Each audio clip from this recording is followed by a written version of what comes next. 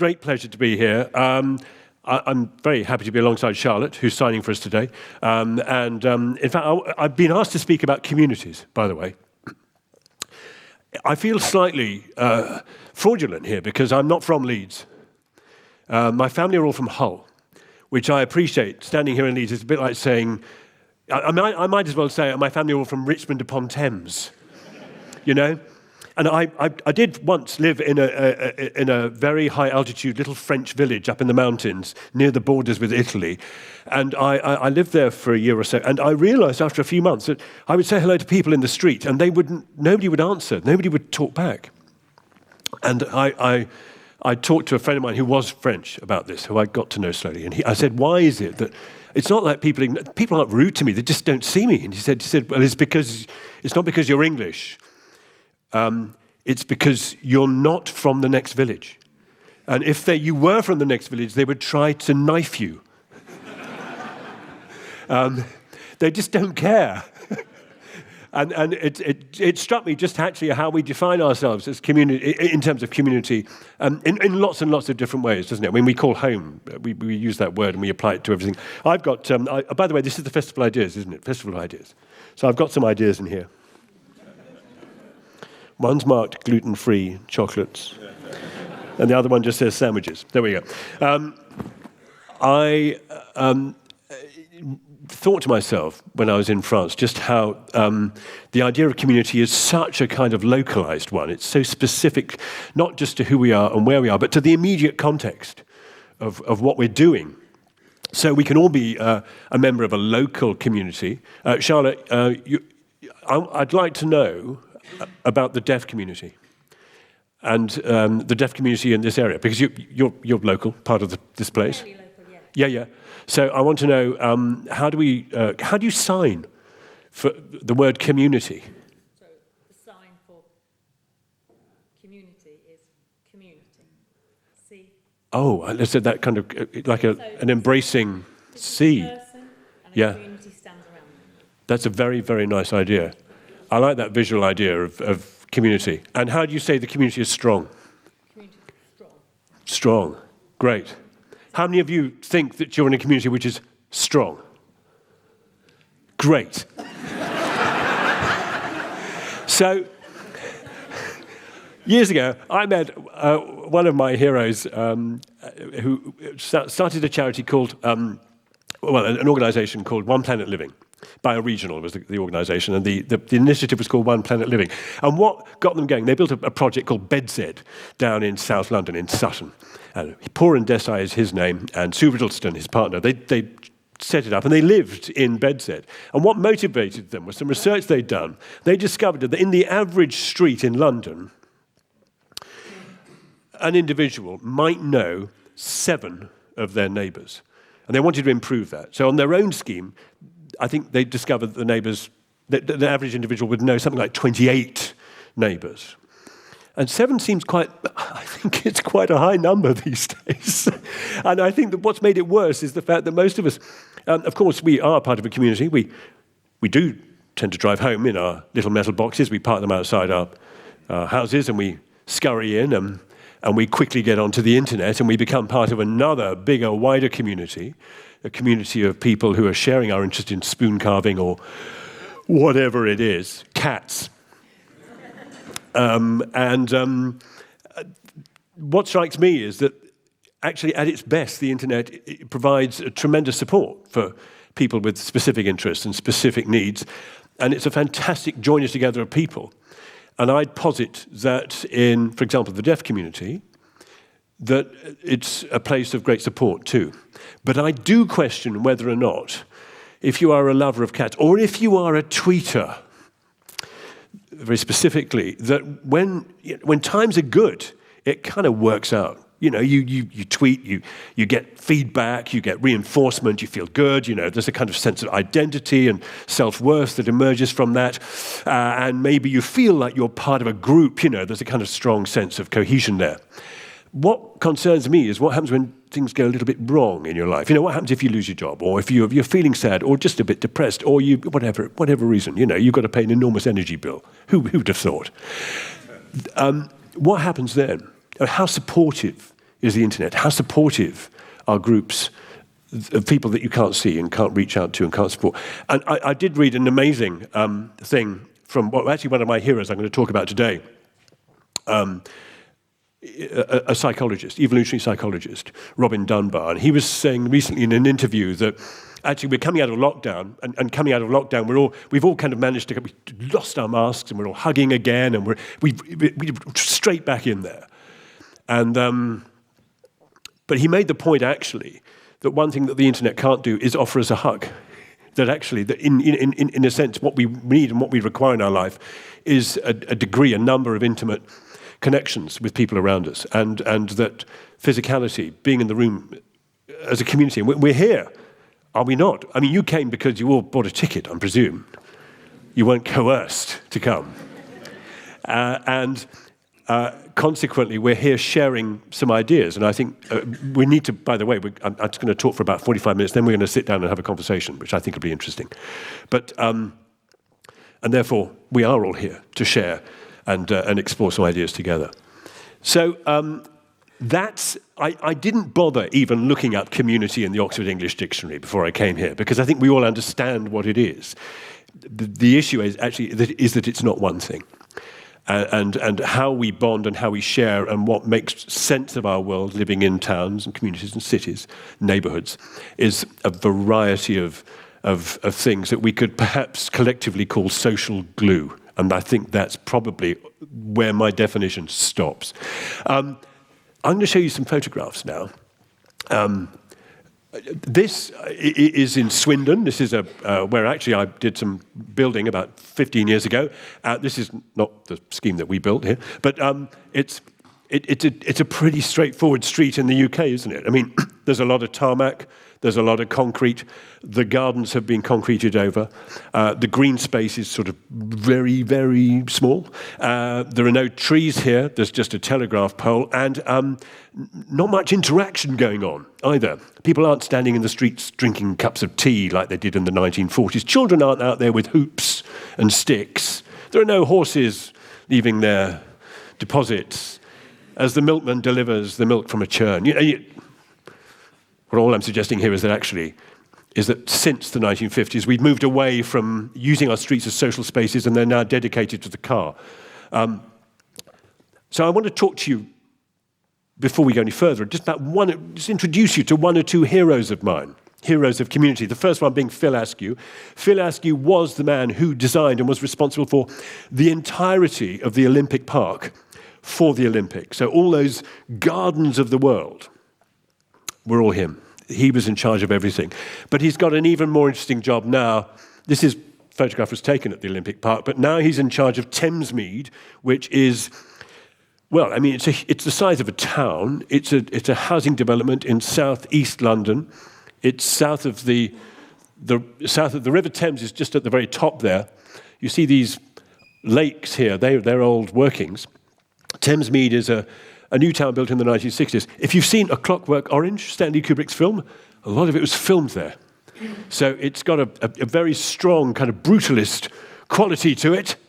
And the most exciting thing of all now is that Lend-Lease, who are a very big development agency and, developer, but they're so big, they act like an agency, are now responsible for the overall master plan of Thamesmead, and it's being regenerated with a lot of government money and a whole injection of energy and enthusiasm. And why? Well, it's because it's at the very end of the new underground line, what's it called, Crossrail. So Abbey Wood Station is at Thamesmead. So there's a sense of it, its time might have come. I mean, its time did come in the 1960s, then it went for about 40 years. But now there's a sense that it's coming back. And Phil is responsible for, not the tarmac, or the paving, or the buildings, or the heating, or the architecture. He's responsible for the greenery. So he is trying to take all his learning from the Olympic Park and use trees and hedges and lawn and wildlife and ecology and water and birds as a way of threading a sort of, what should we call it, a kind of green energy through the concrete, through the architecture, through the spaces, and using public realm design as a way of getting people back out to enjoy the fresh air, enjoy the public realm, enjoy the ecology, the birds and the bees, and to be involved in its maintenance and its care and its stewardship. And I think that's a very important point, that the historically public realm, like architecture, was a thing that was done to people. And what Lend-Lease's approach is to try and work with the existing community in this place to evolve it into something very new, very different, a very different kind of place where all kinds of species, including human beings, cohabit with equal validity. Now, different kind of discipline. This is another one of my heroes, Coralie Wynne. She's in Christchurch in New Zealand. And Christchurch, as you know, was very heavily damaged during the earthquakes of 2011 and 12. And I visited after the first quake and got involved with some of the community stuff that was going on there. I met Coralie. She's an artist. And you might ask, what role does art have in a post-earthquake disaster zone? And the answer is quite a lot, because what she brings together with her colleagues is a kind of lateral view, a kind of a different mindset to problems.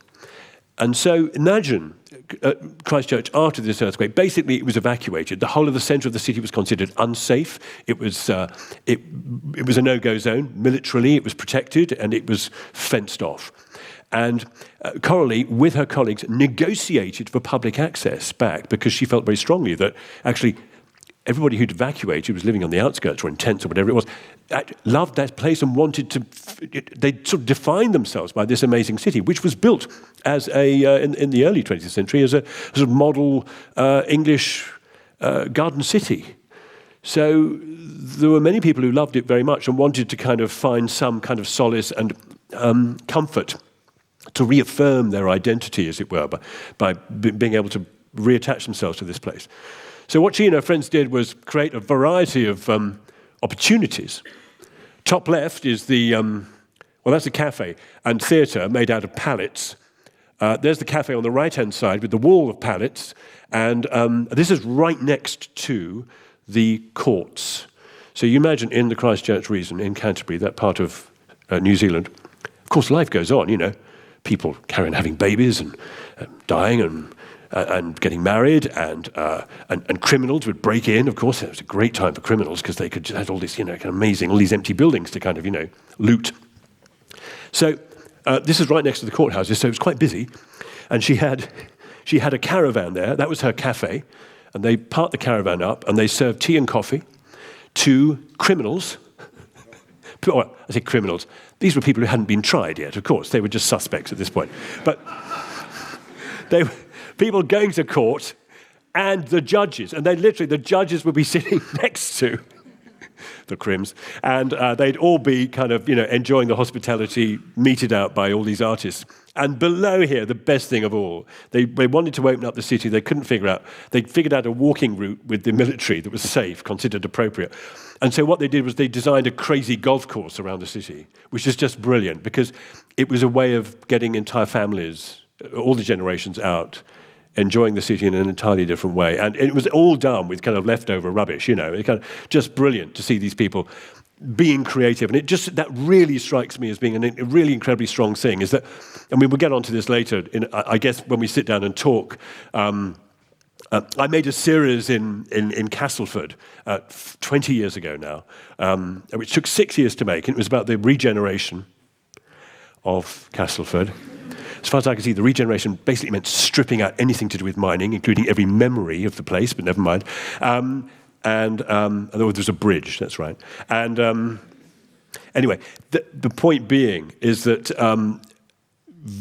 it left me with a very clear perception that art and architecture, actually, and music, creativity of all sorts, poetry, can be an amazingly reinforcing force and energy for good. In a sense, when we talk about community, we talk about what binds us, that's that glue. In my mind, that's very much a positive energy. And the positive energy is crystallized often so well through art and through creativity. It's not crystallized in government documents or 5,000-word treatises on, urban regeneration at all. I mean, they kill it stone dead. But it's individuals rising and offering their kind of creativity and their input, which I think is really, really exciting. And so often when I visit, Urban Splash, who were working in Manchester, for example, they have a mantra about putting art into every scheme. So when they regenerated Park Hill in Sheffield, first thing they did was go in, even before they built anything, was just go in and put art in. And some of it was graffiti art, and some of it was sculpture, and some of it they knew would go, some of it they knew would get damaged. But it was about going in and reaching into a community with imagination. And that's a word that I think we should remember as being really important. So another hero of mine, I mentioned him earlier, Robin Dunbar. Now this is a little technical, but I really like it. And so Robin Dunbar is an evolutionary psychologist, you have to bear with me with this story, who studies primates. And he figured out, like 20 years ago, that basically, the number of primates in a social group, in a tribe of baboons, or rhesus monkeys, or gorillas, varied. And it varied, interestingly, in proportion to the brain size. So the bigger the brain, the more individuals in that social group. So he thought, I wonder what it is for humans. So he didn't go out and study it. He calculated it on the basis of all his research with the primates. And he came up with a number. Now, the number varies, but the number, it's in here, the basic important number is around about 150. On the left there, I've just put a little sort of model of his system, his principles. So what he says is, we all of us have a number of really intimate people with whom we share everything. That's usually our partner. I don't know why he's put 1.5 down. But we all of us have a beloved, a nearest and dearest, who we think we ought to be able to share our deepest secrets with. And I think that's a really important starting point. Then we have 5 close friends. This is average. You may say, no, I've got 73, or I've only got 1. It doesn't really matter. These represent averages. And then there are 15 good friends. They're the people who you might have round for the barbie on the Saturday night, people you go to the pub with. You might have then 50, good friends. Yeah, that's what he calls them. And they're the people you might have to a larger party. And then you have acquaintances. There are 500. So I've got the numbers wrong. Beg pardon. Friends. I've missed out friends. Friends is the important one. That's the 150, okay? And then we go outside that darker line in the rings, and we're at 500, which is acquaintances, and then 1,500 known names. So apparently we're all meant to know the names of 1,500 people. I can remember the names of about 15. And I find it's a harder thing getting older. When my children, I have 4 children, and I do what my mother did, which infuriated me as a kid, which is whoever she's with, whoever I'm now with, among my children, I run through the name. Grace. And I sort of mentally have to kind of go through this clicker, going through the other children's names. And I once did it, including the dog's name, which didn't go down well. Anyway, the point being about Robin's numbers, 150, the average number. And what I find interesting about this is that when I was filming in the slums in Mumbai, I once went to a little community around a courtyard. This is entirely anecdotal. And I stayed over for a few days with this family of potters. And they're there in this little sort of close of, basically squat shanties, And you would think, with like 1 million people in a square mile, that you'd basically know everyone, wouldn't you? But what was fascinating, talking to these people, they knew the families in the close, literally in the house that was backed onto theirs. They didn't know who lived there. And it was almost as though the Dunbar number was kind of just there it was at work. It was a maximum that in those actually rather stressed conditions that people felt that they could deal with. Maximum number of people that they felt they could trust and that they felt part of a community of. So when we talk about a community of 20,000 people who are interested in carving spoons on the internet, it sort of makes a nonsense, doesn't it, of that that wider online community that we like to think we belong to, but actually, of course, turns its back on us the moment our life gets difficult. Anyway, key thing, and there's another number here I put down the bottom. This is a really interesting one because our brains are so much bigger than baboons, and that is that a huge part of our brain is allocated for facial recognition. So it's recognizing other human beings, not according to their entire physique, but purely faces. So you can distinguish between 5,000 known faces. That's interesting, isn't it? That's my viewing audience on Channel 4. Now then, two more heroes, Angela and Sue. Angela and Sue, two wonderful people who I met in the early 1980s. They started a charity called Common Ground, and it was hugely influential in the construction and design business I set up 15 years ago. Hugely influential because Common Ground sort of was all about then in the 80s, trying to fight back against the big ideas in construction and design, which is all about, kind of rolling out product.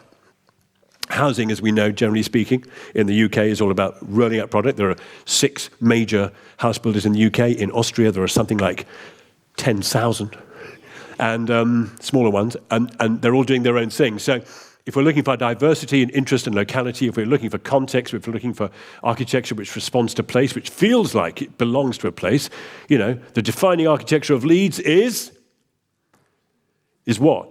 I mean, is it the Dalek?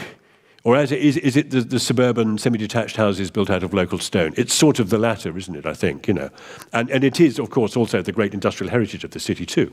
So, Angela and Sue wrote about communities, place, orchards, trees, wildlife, churches, the existing, and in Swindon, that might be the local roundabout, or it can be anything. It might be a special phone box. In Hull, it'll be the trams, or the Hull City-owned railway. And all of these things form the context of a place, which, as you move forward and as you design and build and refresh and renew a place, they're important. They're the signifiers of what that place means to people, and therefore you should incorporate it and revere it and enhance it and cherish it. Going forwards, I mentioned earlier in passing just how in Castleford we did this series, and I was really surprised to see all the pit heads having been torn down in Castleford. And what was really interesting, talking to some of the residents there, so I was asking them about the clubs, because there are a lot of miners' clubs still. And one of the contributors to the series, she just said, look, since the pit's gone, the meaning is gone. So, and the guys have got actually pretty depressed. And this was 20 years ago. Okay, so pretty depressed. And actually, the clubs don't go to the clubs much. And the marching bands have gone. And the banners, I don't know where the banners are. They've all gone. These beautifully woven banners for the marching bands. And the entire culture of that place, which had for 300 years, kind of grown out of this mining tradition, it was just almost overnight, not just gone, but it had been just wiped clean. So where there had been a slag heap, there was now a beautiful landscape park to walk your dogs. And you had plenty of time to walk your dogs because you had no job. And there was no memory. There was no memory in the place. And I think it was, I thought, quite an interesting lesson. And I think one that we're still fighting. I mean, I just have to say this. A friend of mine who is from the northeast, is part of a campaign which is ongoing to save the steel blast furnace at Redcar. Now, it's a great, big, hulking, great lump of metal on the horizon. It's rusting. You'd ask, why on earth would you want to keep this huge industrial object? And I don't really have an answer except to point to 2 UNESCO World Heritage Sites in southern Germany, one of which is turned into a kind of park, a public park with bicycle routes, and that's an old steel furnace. And then, another one, Volklingen, which is now a visitor centre, which is being allowed to decay, but you can carry on visiting this huge iron facility, you know. And it's not working now, but it's just an extraordinary experience being there. And that is a UNESCO World Heritage Site. Oh, and then there's the Magna Centre in Doncaster, which is also another great steel plant that's been converted into an art centre. So it tells me that actually you can reinvent and you should reinvent. And actually in our landscapes and in our places, these great signifiers, doesn't matter how ugly we bloody well think they are, the next generation probably won't. It's an irony that the Redcar furnace has these huge, I don't know what the technical terms is, pipes. They'll reach hundreds of feet into there and then join together. And as they do so, they sort of overlap and then they descend into what would be the huge furnace, you know. And I imagine stuff went up and dropped in. But the point is about those, there's a wonderful photograph of them, which you can look at online, and it shows them, and as they overlap, they form a perfect heart, which I think sort of represents the views of many people in that region, but not the local government. Never mind, we move on. Okay, two more brilliant heroes, Stephen and Rachel Kaplan, social scientists. Now, their theories about landscape, I know I'm banging on a lot about landscape today, but I can't help that. Their theories about landscape are quite unusual, in as much as they identified psychologically what makes us happy, the landscapes that we're drawn to. So, this is their model, okay? There are four categories of landscape. There are other landscape theories available, just to say, but this is the Kaplan one. 1, coherence. 2, legibility. 3, complexity. 4, mystery. They get more complicated, you know, as they go on. So coherence, well, look. The one on the top left is coherent, okay? The one on the bottom is legible. You know what the building is, and you know where the path is leading, okay? The one on the top right is complex. It's natural, it's wild, it's crazy, you know? No clear route through it. And my favorite is this one, because like the bottom left one, this one involves human beings. This is where the human being has made something there. They put a castle on the hill. So as a human being, you look at that landscape and go, ooh, what's over there? That's the landscape of mystery. And I think these things, I'm just going to go back, these things, coherence, legibility, complexity, mystery, there's a place for all of these, not just in our landscapes, but also in our built environment as well. So our housing schemes should be legible.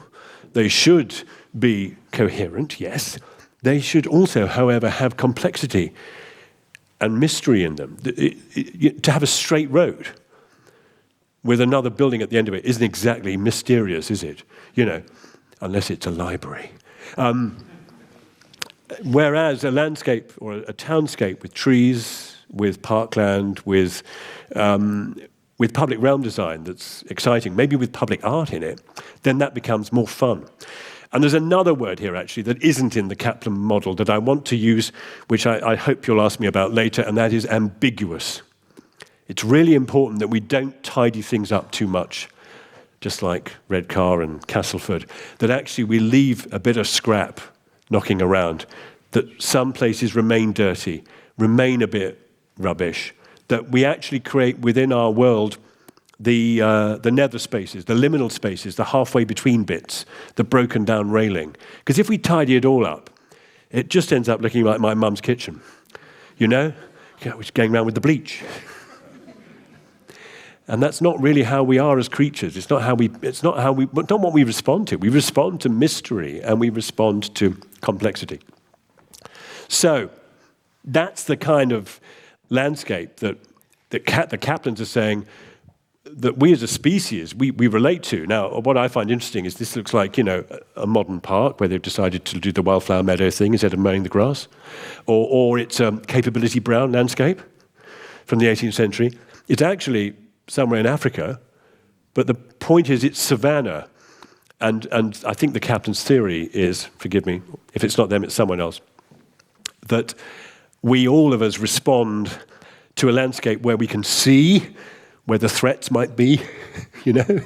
If there's a lion lurking in that grass, what are we going to do? I mean, there's a thicket we can go and hide in quickly, or we can climb the tree if we're really clever, you know.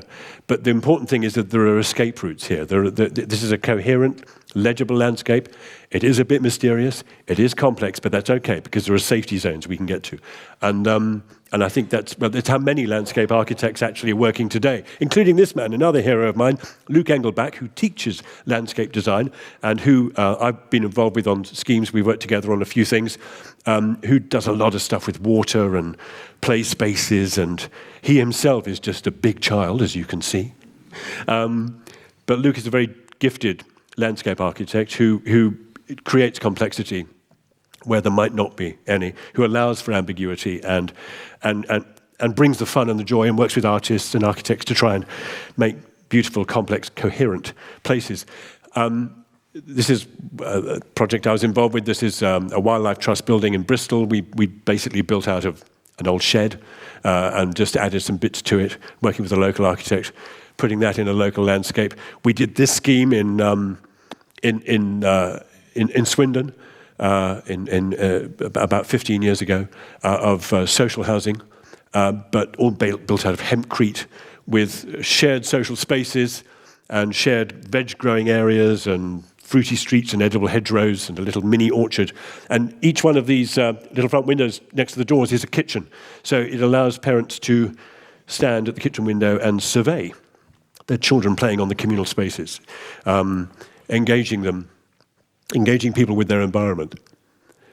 And we built lots of other things too. I'm very proud that this scheme, which it's finished by another developer, but we got this through planning and started it. This is a scheme down near Winchester, where the scheme at the edge of a village occupies around about 2.5 hectares, but it's got 4.5 hectares of wildflower meadow with footpaths and cycle paths that connect to existing pathways and existing routes. It's got, again, edible hedgerows, shared spaces, community spaces, lots of allotments, orchard, bees, all in community ownership and stewardship. And actually, you can just see in the middle of there, these buildings here, these are the social housing flats, which enjoy the best view on the site, looking across from the hill up there, looking down over the valley. Fabric first was always, something I've been interested in architecturally. I mean, this is all about how you basically make a building really well and soundly so that it stays cool in summer and warm in winter and doesn't leak, and it costs a minimal amount to run and needs very little in the way of maintenance. So it's all about trying to build in as much into the design of the thing first. But I have to say that, in a way, there's no point. You can build the most beautiful eco house in the world. You can build the most perfect scheme in the world. But unless people come together to take ownership of it and make it their own, it's just going to fall apart. Because I remember speaking to somebody from Homes England. It was about 30 years ago. I interviewed him and I said, so what matters? Is it contemporary design? Is it sustainability? He said, no, maintenance is the one thing that actually matters in our world, because the moment you've built something, it starts to degrade. And if you place ownership and stewardship in the hands of communities, if you give them public realm and tell them, it's yours, it's the communities, it belongs to you, and you can look after this with our help, then people feel both empowered, but also they feel that they can sort problems out collectively. They can form a gardening group and sort out that bit of scrappy land, or they can, instead of phoning up the council when the paving slabs are on a bit of a wonk, they might just stick a stone under it. And then ring the council. Of course, that's very important to have the job done properly. So I mentioned ambiguity, and we've always put in ambiguous spaces into projects. This is a scheme that was done by Green Square Group in Stroud, and the best building on the site is one of the homes. It's this building, which doesn't have a role.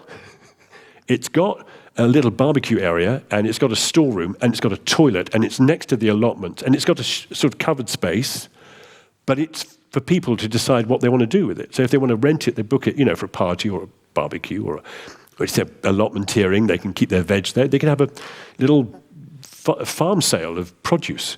It's entirely for the community to work it out. You put the stuff in, and that probably when you do this stuff in development, you put all these facilities in, that probably a tenth of it might fail, but that's wonderful because that means 90% of it's a success. And you sort of have to accept that there will be failures and there will be things to change, but that the community can then change them. I was involved in a scheme. It was this one in Stroud, actually, where we had to... the council wouldn't accept the fact that we wanted to put blocks in. We wanted to actually narrow down the views from the road so that delivery vans wouldn't speed through the housing estate. So we made them wiggle round benches and trees, and and they said, well, that's dangerous. Children could run out. And we said, yeah, but that's the point. It slows the traffic down. And they said, well, yeah, but we can't adopt that into the authority. And we said, well, okay, well then we'll take the risk. So they made us sign a bond, an indemnity, basically to say that if it failed, we would make the road straight again. We didn't have to do that.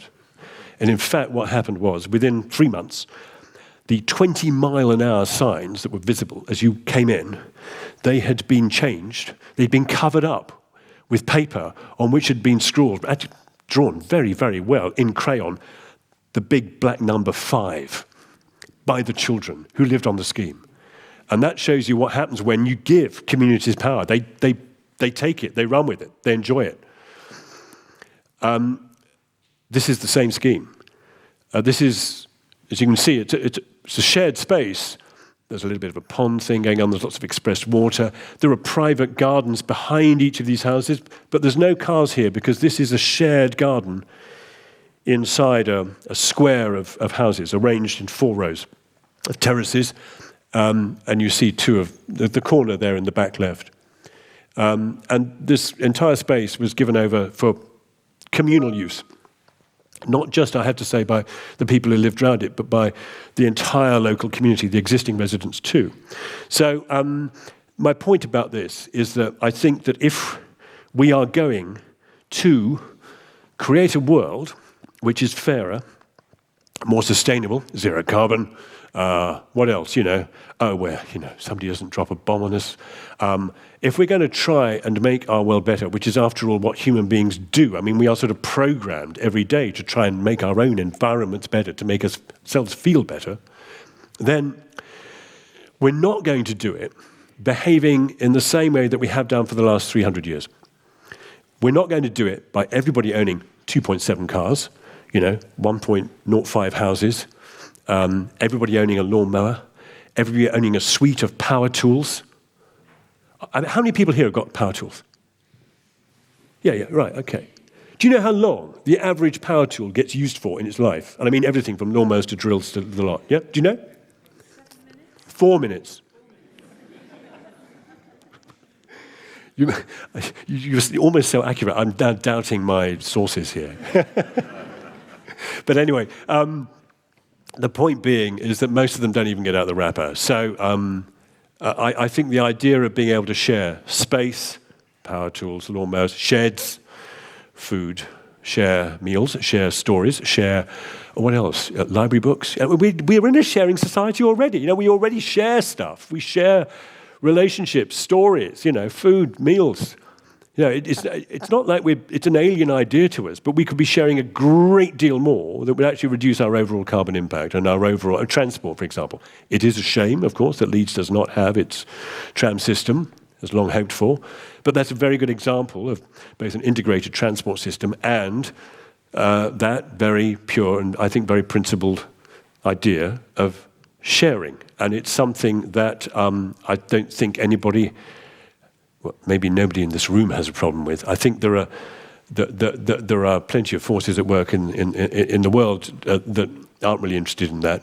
And indeed, we all of us also have a very acquisitive nature. Which when it's left in the on position can take us to very dark and complicated places where we start collecting all kinds of strange objects and buying all kinds of strange things we don't need. But at its root, this is perhaps a little bit of a healthier and more interdependent principle by which we could live our lives. And I extend this, by the way, in communities to things like solar. This is integrated solar we put on roofs. This is actually down at Kingsworthy, together with a storage system. And for that matter, the sharing of natural resources, that is I mean, fresh air, water, and the expression of that. This is a swale in a housing scheme that shows you just that. Up on the right-hand side, shared allotments. That's down in Swindon, and almost my favourite example of this, which is this. You see the bike sheds here, which is the front of these houses. The thing growing on the bit of wood is an apple tree. It's an apple espalier, and we put these in between these separate homes. And one resident said, "So whose are the apples?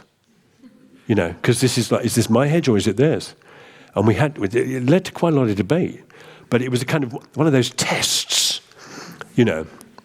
I remember seeing the same person a year later, and I said, have you worked that out? And she said, yeah. She said, basically, I took all the apples, but then I felt so bad, I baked my neighbour an apple pie, which kind of worked out. Just very quickly, because it'd be nice to get on to some Q&As, but this is Almere in the Netherlands, an island just outside Amsterdam, which has been an inspiration for self-builders for the past 15 years. And it's the inspiration for the big self-build collective project at Graven Hill in Oxfordshire, which we've made one series about. We've got another 2 coming.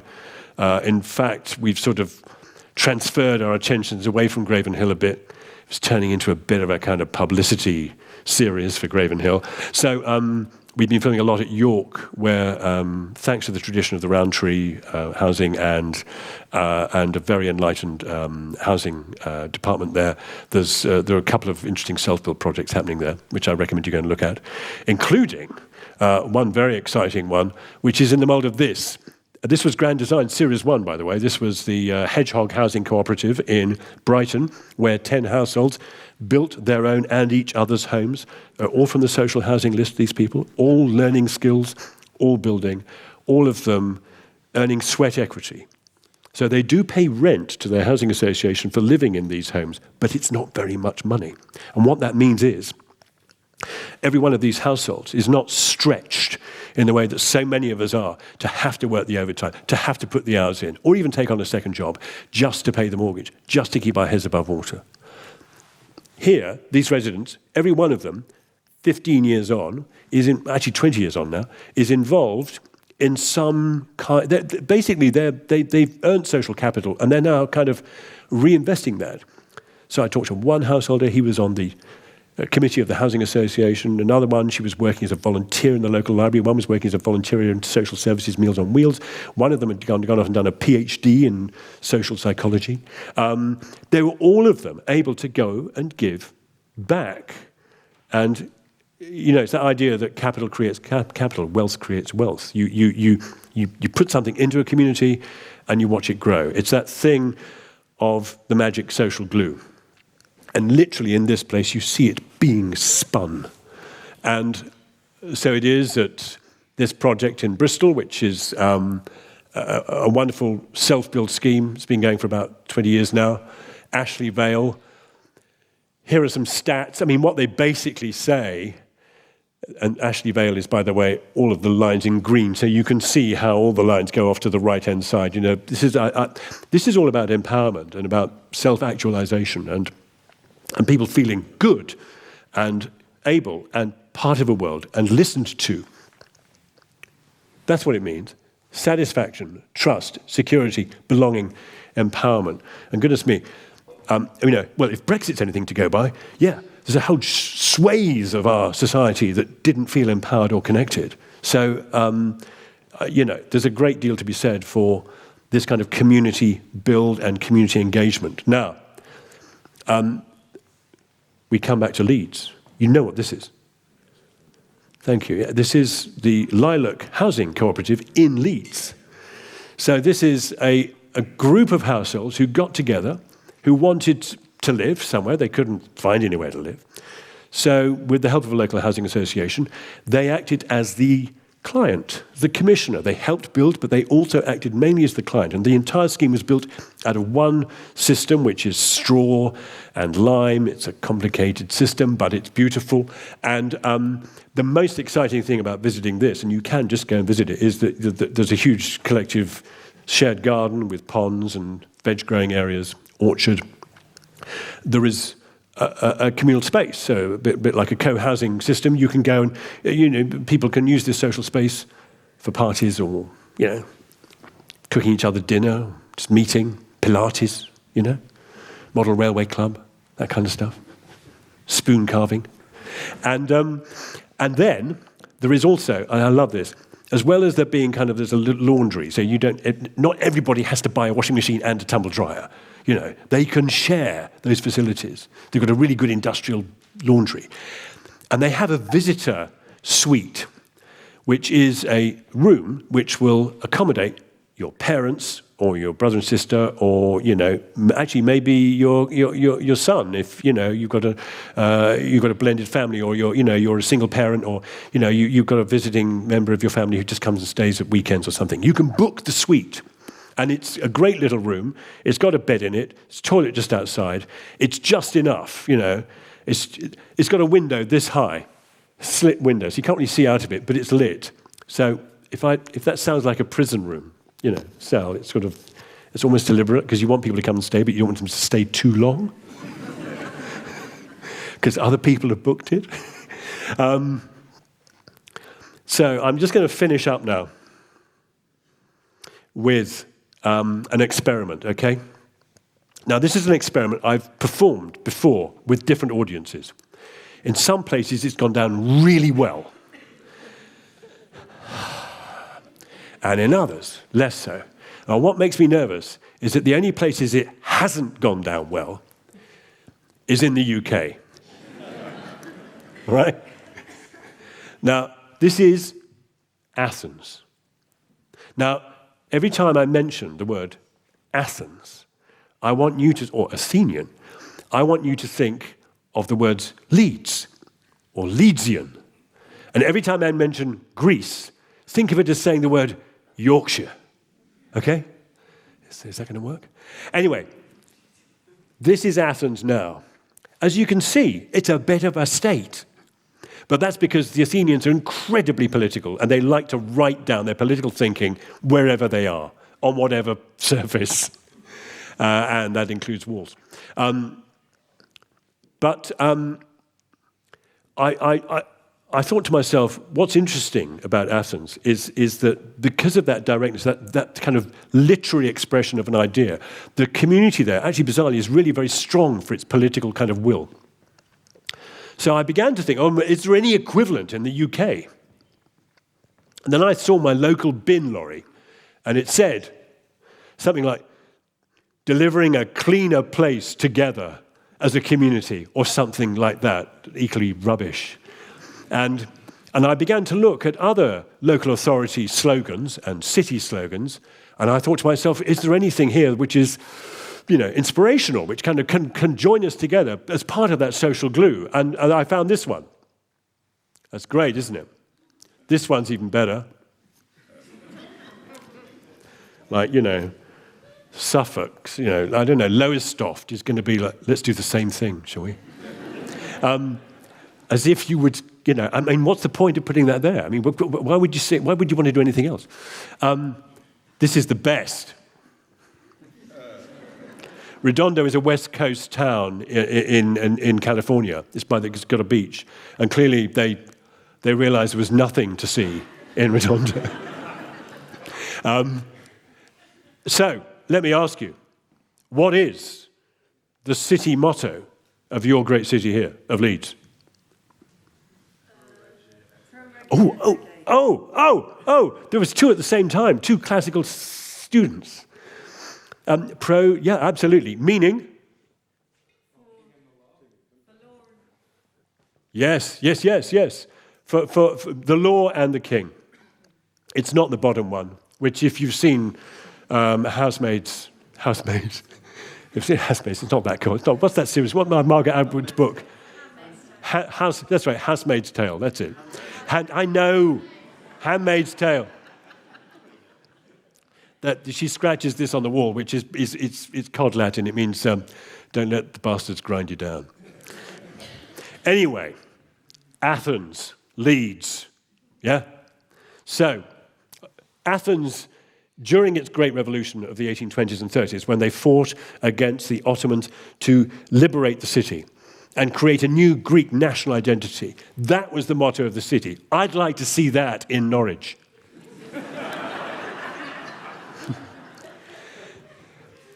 And I think there's more to learn from Athens, because 2,500 years ago, if you were an Athenian citizen, if you were a young Athenian citizen and you were joining the military and going to the military academy, or your partner was, you would have to learn an oath, a great statement affirming your allegiance to the city of Athens and the great county of Greece. Again, you see where I'm going with this. You Yorkshire people, come on. And this is it, right? It's called the Ephebic Oath. Don't need to know that. You can look it up. This is what it says. We will never bring disgrace on this our city by an act of dishonesty or cowardice. We will fight for the ideals and sacred things of the city, acting both alone and together with others. We will revere and obey the city's laws, and will do our best to incite a like reverence and respect in those above us who are prone to annul them or set them at naught. There's plenty of those people in London. And we will strive unceasingly to quicken the public sense of civic duty. Thus, in all these ways, we will bequeath the city not as it is, not worse, but greater and more beautiful than it was given to us. Now, that last sentence is in a nutshell what that is all about. The idea that you get something and you give it back better. Please leave the toilet as you would expect to find it. Do not ask what your city can do for you, but what you can do for your city. So what I've done before at events like this is to get everybody to stand up. And if you want, put their hands on their hearts and recite a version of this, which I've rewritten slightly, okay, for the modern age, which is a bit more about sustainability and planner, blah, blah. But it's also about city. And the thing is, before I do, okay, I need to get you in the mood. And I thought, well, I could show you a little film of rolling Yorkshire landscape and, pit heads and, I don't know, Leeds, the temple works, that beautiful, beautiful Egyptian building in the city, or the Dalek. But then I thought, no, what I'll do is I'll show you a little film, just a 1-minute film of inspiration from Greece, okay? Imagine this is the New Yorkshire. And imagine that you are, all of you, wearing togas and wreaths of myrtle and olive and pouring wine and honey for each other and just enjoying this for a few seconds, okay?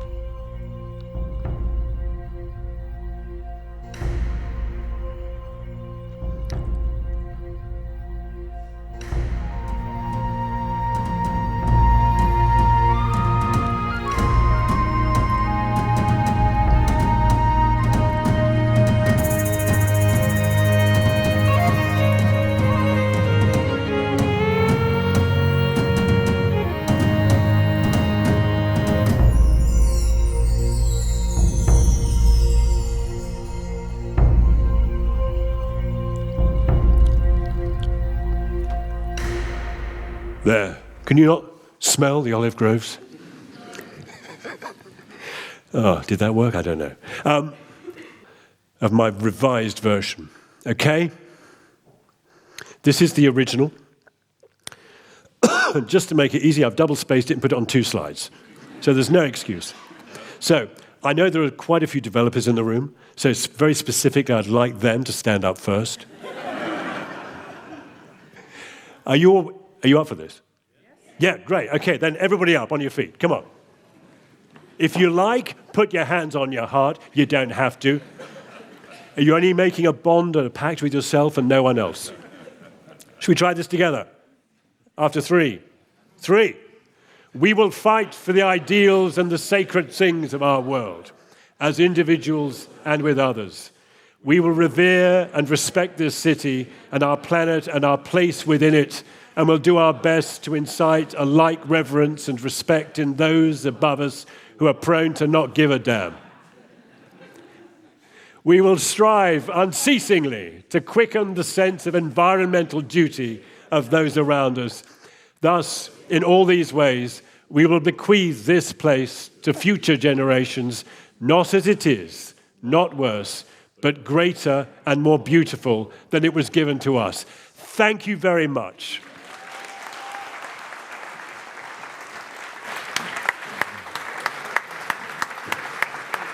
Great, thank you. You were great. The best. Yeah, amazing. Yeah, hand on heart. It's nice, isn't it? Yeah. We've got some time for questions. Yeah, I can't see anything unless I stand up, so I'm going to look out. I believe we've got a roaming microphone, and if you could say who you are, and maybe some of those developers will be first to go. I've got a lady on the back there. I think it's Peg. Is it Peg? No? Yeah, it's not Peg. It is, yeah. It is, yes. Oh. Look at that for eyesight. Well done. Hello, yeah, my name's Peg. I'm a local journalist, but before this I worked, for about 30 years in regeneration across the board, and I shouldn't admit this, I was on the edge of stuff in Cass.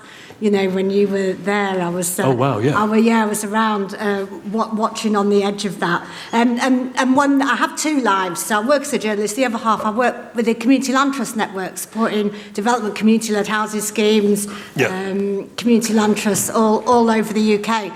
And in my journalist life, right, I have yet to talk to a politician who thinks we've got planning right. Doesn't matter what party...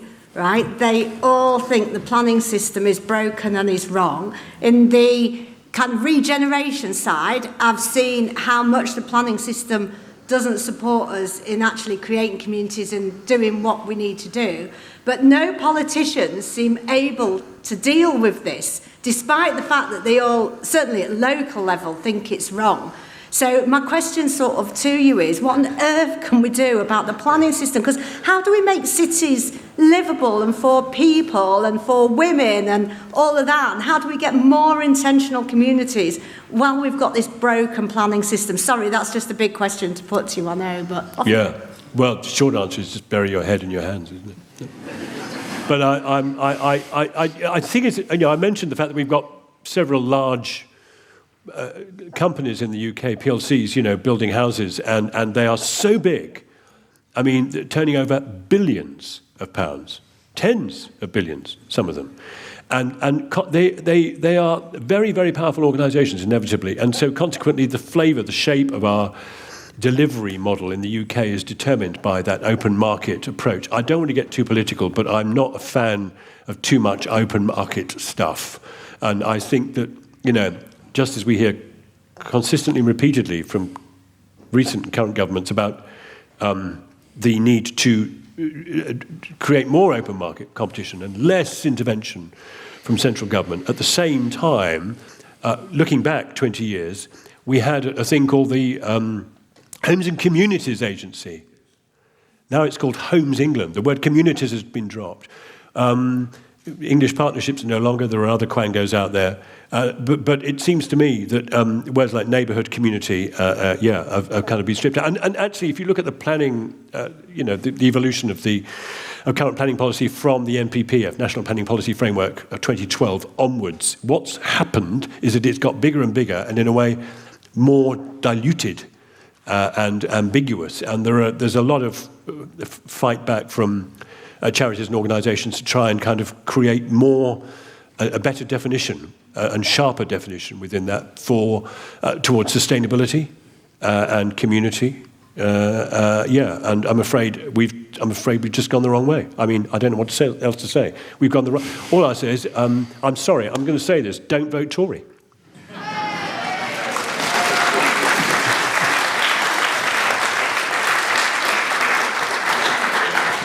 There was a gentleman, I think, down here, had his hand. You, sir?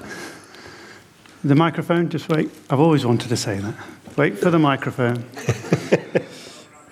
There we go. I come from Hull. I helped to transform this building and the building next door. Congratulations. 15 years ago. That's my inheritance for the city. But what was your inheritance, sir? You've talked about what you've done. How do you live? How do I live? Besides procreating. At the moment, quite frugally. How do I live? Where do you live? I'm a country boy, so I plant a lot of trees, and I plant a lot of trees and a lot of orchards, and I do that common ground thing. So at the moment, I've just planted. I'm very proud of this. I've just planted an orchard of Herefordshire traditional varieties, full standards, M25 rootstocks, which are very, very traditional. And I've worked with Berrington Hall, who are that's a National Trust house. We've got a heritage orchard collection, and I've taken science stock, and we're growing on 200 new trees for surrounding neighbours and for me as well to plant on some land to leave a legacy of traditional Herefordshire cider and eating apple varieties. I know that sounds really arcane, doesn't it? But it's but my legacy will probably be trees, I think. Trees. But congratulations on the work you've done here. I think that's very excellent. Powerful and lasting. Excellent hall, and if you've not looked around, it's a fantastic facility. And it's great that we're hosting LIFI here this year. Somebody else had a hand up. I'm sure I saw another hand. Thank you, sir. Oh, and there's someone on the balcony. Thank you. Well, let's go to this gentleman here at the back, and then we'll go up to the balcony. Fantastic. Just say who you are, and it's coming down to you now. There we go. Hello, my name's Paul. So I've worked in the software industry for a long time, and the thing I keep coming back to, it resonated, the 6 house builders, nothing against it, 10,000, it's stuck in my head for a long time. Yeah. So, other industries have put technology, like the engineering, software engineering industry I've worked in for a number of years, open sourcing things to get mass adoption. It's had its benefits, it's still commercially good. Just an example I offer there. But, is there a way to get people self-building communities like the people that you showed there to get mass adoption and get the commercial stuff right, to get that partnership? Sorry, that's quite a verbose question. No, it's a really good question. And look, I mean, I peddle enthusiasm. It's my job to be, try and get people standing up, reciting Greek. And so I could talk to you at length about the fact that we filmed that Hedgehog Housing Cooperative in 1998 and 99, and we've done one more in Birmingham, and I've been looking for another one for 20 years to film. And they're really rare where you can get access. Now, in York, we've been filming 6 self-builders in a row. They've been facilitated by the City Council. It's a new experimental project, so we forgive everybody their errors and their mistakes, and because everybody's learning. There is, next door to this site, a very exciting project, which is going to be a local housing association and City Council facilitated block of flats built for a group of clients who are, should we call them self-builders, who are on the housing list and or, not, but it's a mix. So it's a mixed scheme. And it's a co-housing, a collaborative scheme. They bring together, it's a Baugruppen, as they call them in Germany. They have them a lot there in Berlin. And so this is people coming together to build together a block of flats. It's a very exciting idea because you get tremendous economies of scale and you make super sustainable buildings and it's, great for community. And we've been filming in York for 2 years now, and this project is yet to start. It's just been sat there waiting to go, and you think, oh, I see, this is the same old, It's bringing people together to do this collectively is extremely tough. People fall out, they have financial issues, they move on, it takes a long time to get going, and then by that time, actually, somebody's moved, they've got a job somewhere else. So it's very, very hard to maintain the momentum unless you've got a really good culture. Now, Graven Hill is interesting. That's in near Oxford at Bicester. And that's, I think there are now 300 homes which are self-built there, and there's a local economy slowly growing there of support for self-build. People have a Facebook page so they can swap scaffolding and borrow each other's site huts and what have you. But it's rare, and and it hasn't really taken off, and perhaps as it should have done across the country, but that's more likely down to outside influences in COVID and so forth. So I think it's really tough. Yeah, it's really tough. And at the same time, I visited a company called Top Hat near Derby last month, who employ 180 people in a giant factory that looks like it might be an Amazon warehouse. And they make houses in a factory. And the houses come out the end in like two halves. And they get to site and they get bolted together. These are IKEA homes that are going up in Bristol, all of which are pre-sold. And all of which go up incredibly quickly on site.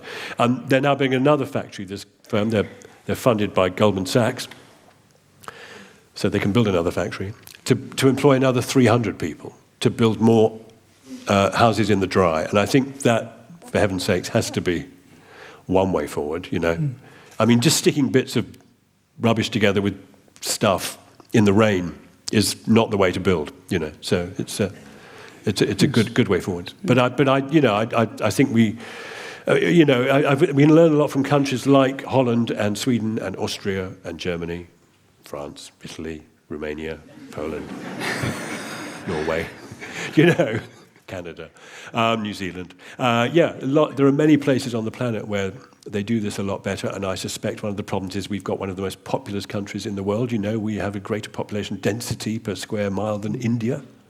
So you try and put a garden shed up, and somebody's going to object, aren't they, in the UK? So we're very protective of our green spaces, rightly so, but it's led to a very, very defensive culture.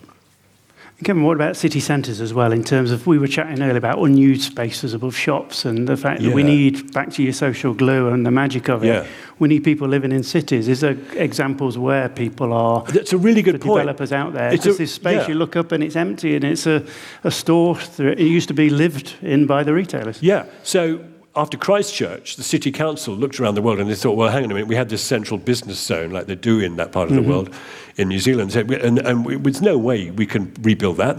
Who's going to want to come and occupy a 15-story block if we have another earthquake, what will happen then? So they took a different view, and it's a view sort of espoused in Manchester after the bombing there, that you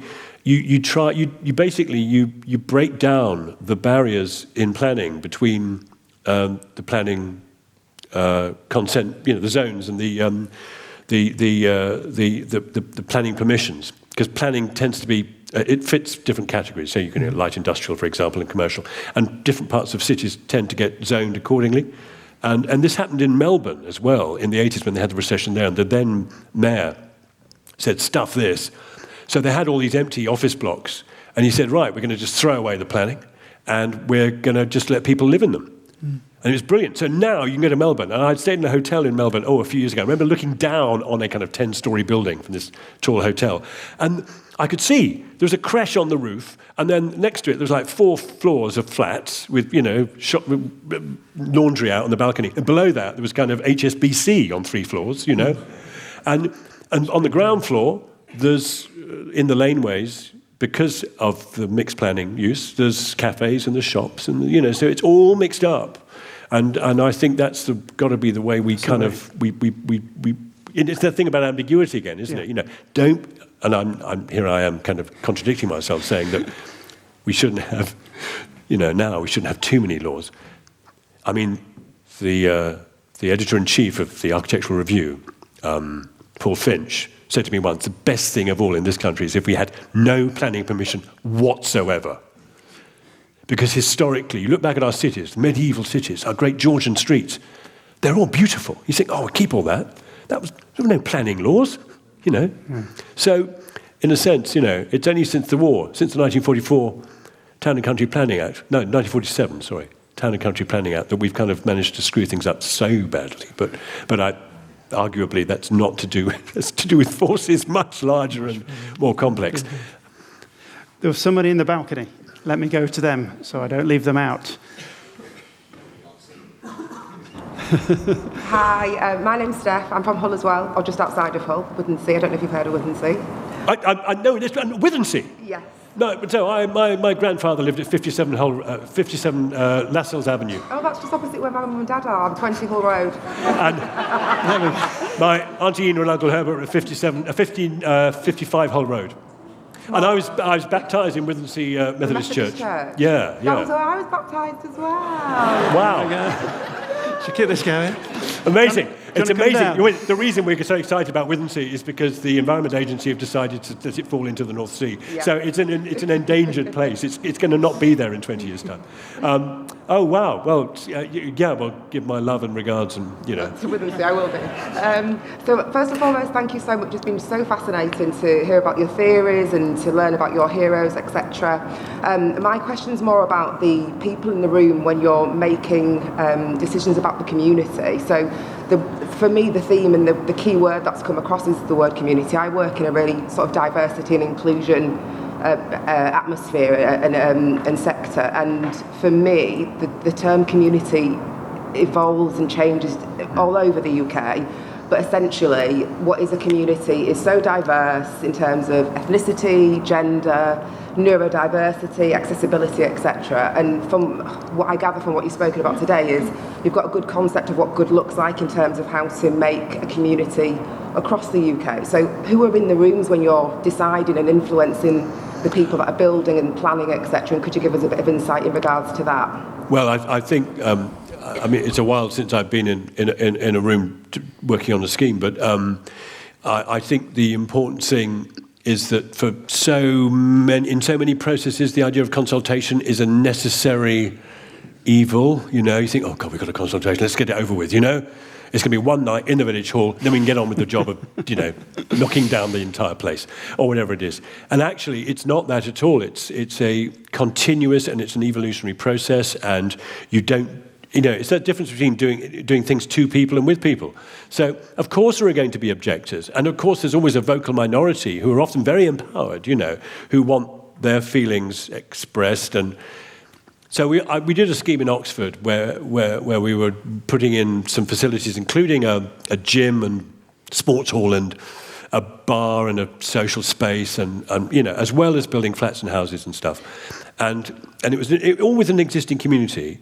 And there were a number of people who are very attached to their existing community hall because basically they could buy cheap booze and it was their kind of local pub, But this was a minority of people, and we listened to them and we accommodated them in the plan for the new scheme. But it's quite hard, isn't it? When on the one hand, there are people who you think you have to spend a long time getting to, and waiting for, and you have to spend time evolving relationships with people. And then there are others who are just right there saying, this is what we want. And the thing about quick fix is rather than slow burn is that you tend to only listen to the loud voices. And I think that the trick is to, as I say, work alongside and ask people what they want. And you keep doing that. And you find there are issues here actually around the empowerment of individuals and communities to actually even express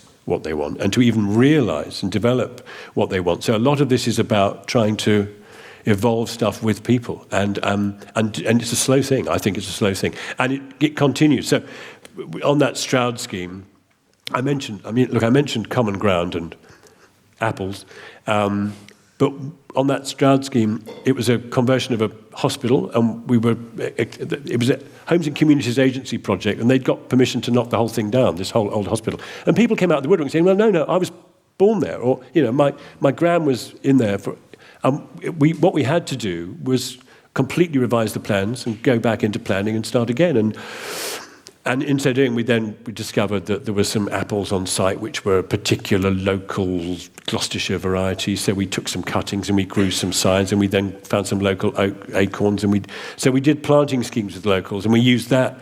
We actually used the planting schemes not as a way of just prettifying, and making it nice and contextual. We used that planting as a means of getting to know people in the community and working with them. So it was, it's like having a picnic or a sports day or a drumming session, or a visit to an allotment somewhere else, or whatever it is. There are loads and loads of ways of engaging with people, and I think consultation is it's more than key. It's what it is. It's what the process is and should be. I don't know. Do you agree? Yeah. Okay.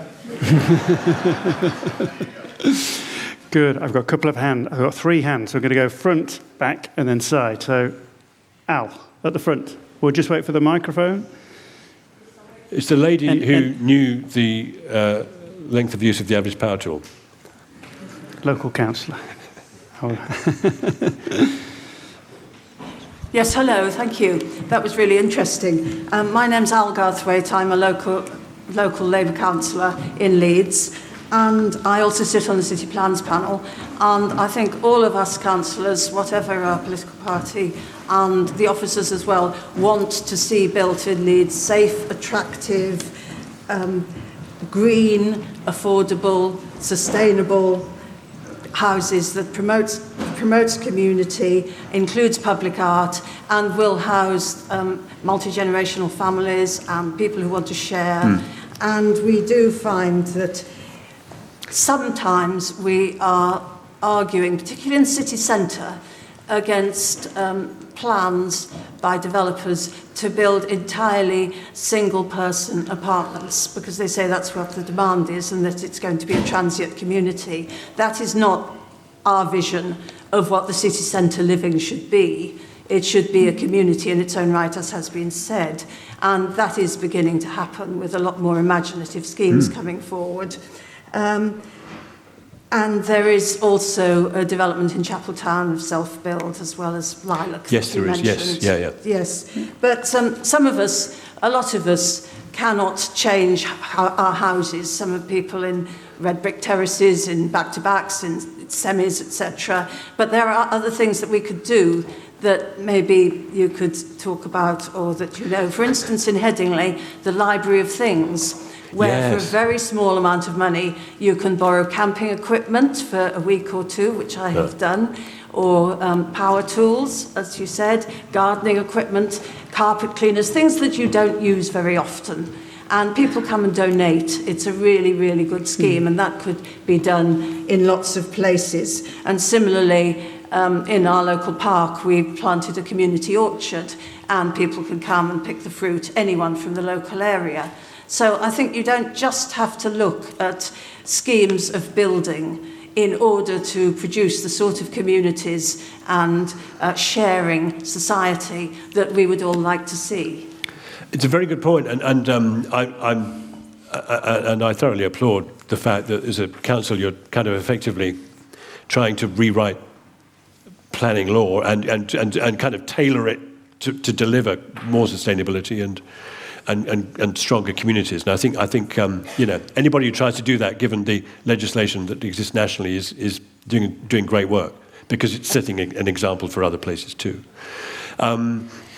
It's really interesting what you say about this idea about retrofitting, or at least dealing with existing communities. And I was having this conversation the other day with somebody who's been involved with the Google car, the self-driving one. Yeah.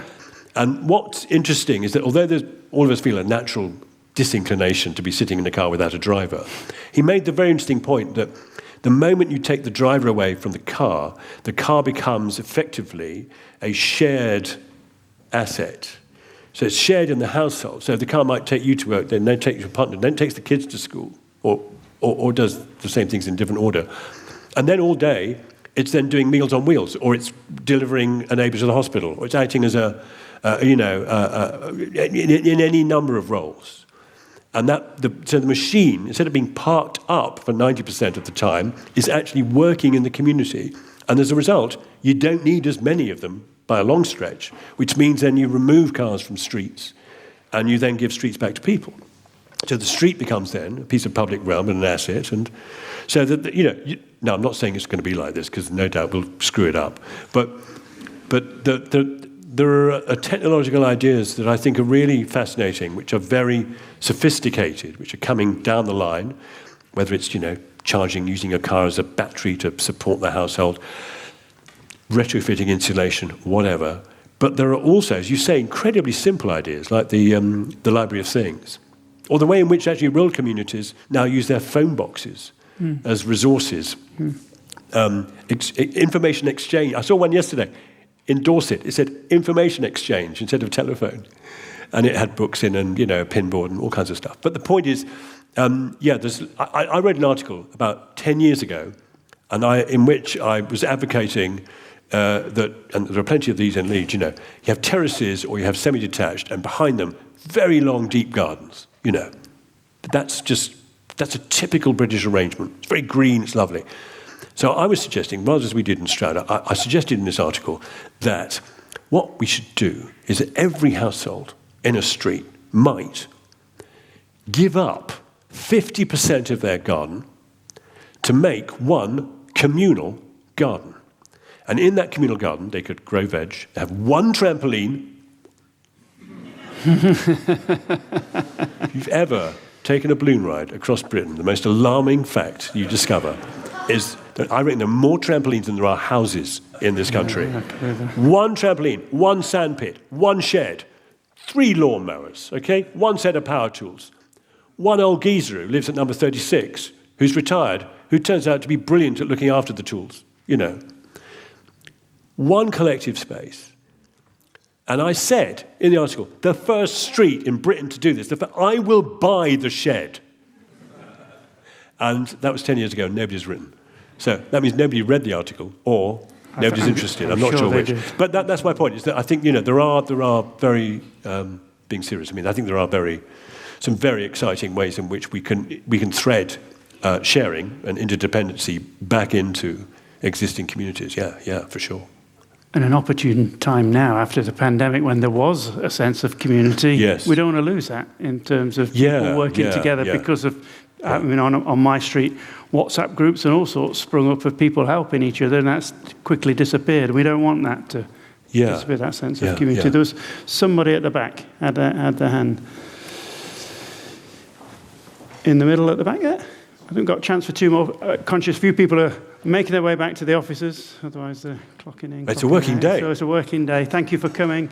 So a couple more questions then. Cool. Hi, I'm Freddie Denton. I'm a graphic designer and illustrator. I hope this isn't too off topic, but I had the privilege during lockdown to work with an architect called Carlos Grease out in Dubai. I designed a restaurant with him. I did all the artwork for it. And I'm aware that you documented Carlos's Siang house for Grand Designs, and I was just wondering if you could comment on Carlos's work and your experience of watching that come into fruition. Yes. Great architect, I think, and I try not to be to express too much favoritism, but I don't know his work very well. But he did the Cork House, is that right? With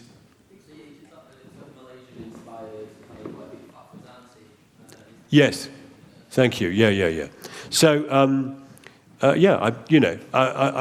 say one thing, and it's a general point I think about architects and architecture, and that is that. For 20 years, all I've done is try and dispel the myth that somehow architects aren't necessary. And, I think they bring, like professional designers in any capacity, whether they're, working in community sculpture, landscape, town planning, whatever it is. These are disciplines which shape our world. I don't understand why people dismiss architects or landscape architects as unnecessary when our made world, which is our physical environment. So, you walk down the street, there are buildings. I don't know who's designed them, but they've been designed, and any other form of human expression, music, poetry, art, we have a choice about whether we engage with it. But architecture, we do not. It is our world. It's what we are given and what we have to put up with. So therefore, I'm very keen that we get, wherever possible, we We just find the best people, and invest in quality. Not that that's a word often used, but there we are. I think it was a gentleman here. Hello. That's the last one. Microphone's there. There you go. All right. Talk over here. Hi, my name's Brendan. I work for a company called Leeds Environmental Design Associates. We are a mixed disciplinary consultants of architects, engineers and designers. And we specialise in carbon neutral design and environmentally friendly solutions. And we've got a fair few projects on locally in Leeds and York, Sheffield, that are, as you've mentioned, self-build communities that come together to build sites. And a lot of these are stop-start very much due to lack of funding and things like that. But as you've mentioned, the prefabricators, companies who prefabricate buildings, adopting passive house principles and such like.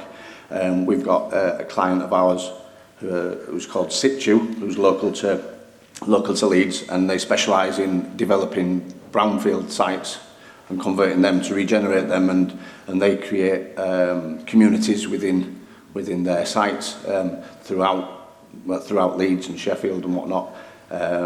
And they do self-same large photovoltaic installations and things like that feed into communal boards, which allow communities to use and utilise all the energy that's been produced, and they're just very, very forward-thinking and very cutting-edge. But that's working, and whereas we find that small developments, self-build developments, are not progressing at a rate what we feel that we should, and it'd be beneficial to do so. These off-site prefabricated buildings are actually working, and they're going forward through COVID, through all these hard times. They seem to be progressing tenfold.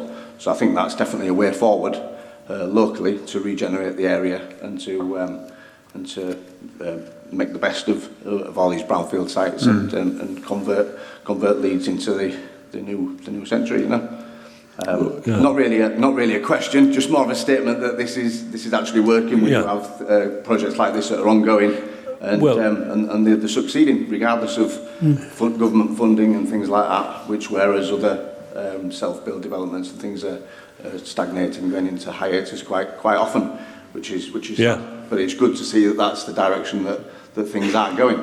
Low energy and so cutting to the chase, what's the website? Situ Leeds. Great. Well, no. I mean, I think it behoves us all to check it out. Yeah. Thank you very much, and all strength, because I think it's important to recognise that this isn't just me blabbering on.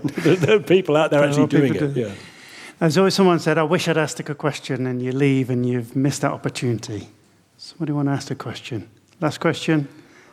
Last chance, lady there. There we go.